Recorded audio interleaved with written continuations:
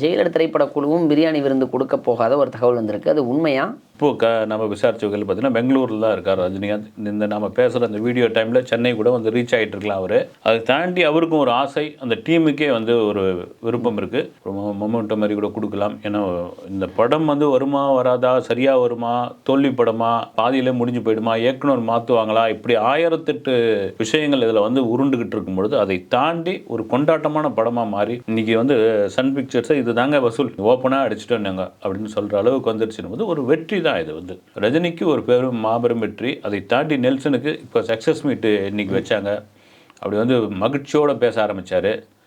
முழுக்க முழுக்க காரணம் வந்து ரஜினி சாரும் மீடியாக்களும் தான் அப்படின்னு சொல்லி நன்றியை தெரிவித்தார். ஏறக்குறைய வந்து முன்ன பார்த்த நெல்சனை விட இப்போ ரொம்ப பக்குவமாயிட்டார். பக்குவம் வந்தாகணும். அதனால் வந்து நீங்கள் சொல்கிற மாதிரி ஒரு பெரிய விருந்தே கூப்பிட்டு இந்த படக்குழு சார்பாக வச்சு அசத்தலாம் வாய்ப்பு இருக்குது.